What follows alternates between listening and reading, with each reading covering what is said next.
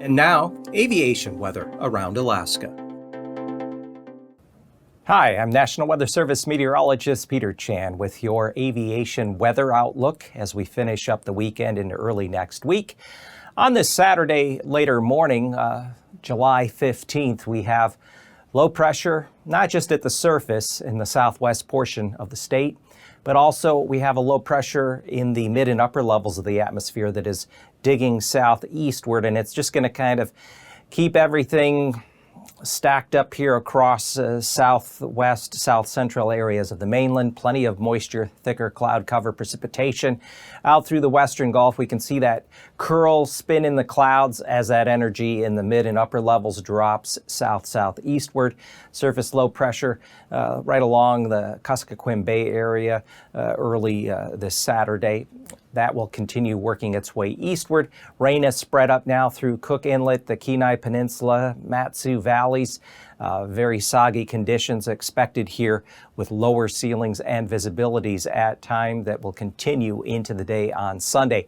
So Sunday morning, we do expect IFR conditions up through the Susitna Valley, along the eastern Kenai, Prince William Sound, western Gulf, much of the southwest interior along and west of the Alaska Range. Also areas of the North Slope and along the Arctic coast, we expect IFR, widespread IFR, back out through the Bering Sea and along the Aleutian chain. Sunday afternoon could be an isolated thunderstorm try to develop there east of the Yukon Flats along the Alcan border. Otherwise, IFR conditions continue across areas of the northwestern Gulf. Also on the south side of the Alaska Range from south of Isabel and Windy Pass down to Lake Clark, Merrill passes.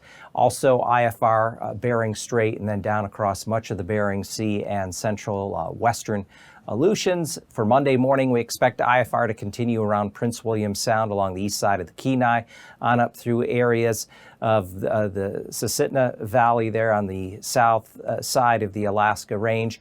Also areas of the southwest lower Yukon Delta back out across the Bering. And Monday afternoon should start to see some VFR open back up across areas of the interior and also out here through the Panhandle. But otherwise, we do expect IFR conditions from the Bering Strait to continue back down across the Bering Sea and also up along areas of the Arctic coast as we go through Monday afternoon. Anatuvik Pass on Sunday will generally see MVFR conditions, as will Adigan Pass.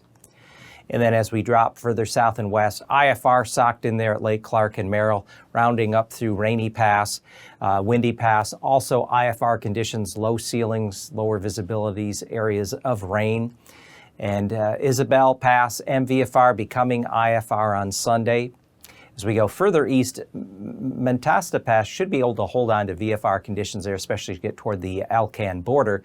Tanita Pass, MVFR to start early Sunday morning, giving way to VFR. But Portage Pass, it's a split. The eastern half of the pass, especially out toward Prince William Sound, IFR. But as you go west, the west entrance, MVFR. And for Chilkoot and White, we are looking for generally VFR conditions to hold in the far northern area there of the Panhandle on Sunday.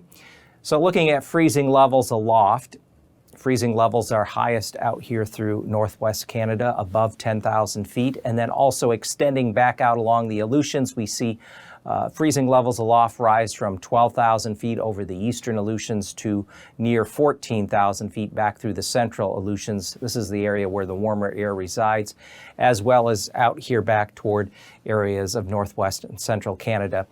Freezing levels drop below 8,000 feet to as low as 6,000 feet here across areas of the west, especially up there along the northwestern Arctic coast, western North Slope.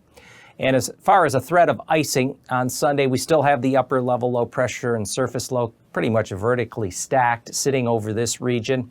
And we do anticipate the potential for areas of the Susitna Valley and just on the south and east side of the Alaska Range. There could be some moderate icing above 10,000 feet in the thicker cloud cover where we have that lift and rain areas in place. Also above 8,000 feet as you go up through the middle Yukon Valley to the south side of the central Brooks Range, and also an area way back out here toward the western half of the Aleutians. There could be some isolated moderate icing above 15,000 feet. So the upper level jet stream winds, we have the low circulation here showing up at 30,000 feet over the southwest. Down along the counterclockwise circulation, winds out of the north as high as 85 to 95 knots there through the eastern Aleutians. At 9,000 feet, 700 millibars, we find winds out of the south coming up there into Prince William Sound, 35 to 40 knots coming up across some of the higher ridge lines there of the Alaska Peninsula. And then back toward the west, a broad northerly flow across the central eastern Aleutians and the lower Alaska Peninsula, 30 to near 40 knots. And at 3,000 feet, the low circulation sitting here in this region, we find ahead of it south winds as high as 30, 35 knots out over the western Gulf. On the backside of the low, we find winds down south of Nunavik Island as high as 40 knots. And the greatest threat for turbulence on Sunday will exist across areas of the Kenai Peninsula, on up in the Talkeetna Mountains and areas surrounding Prince William Sound, surface to 6,000 feet. And then a broad area back across the Alaska Peninsula, we could see some moderate turbulence, surface to 4,000 feet during the day on Sunday.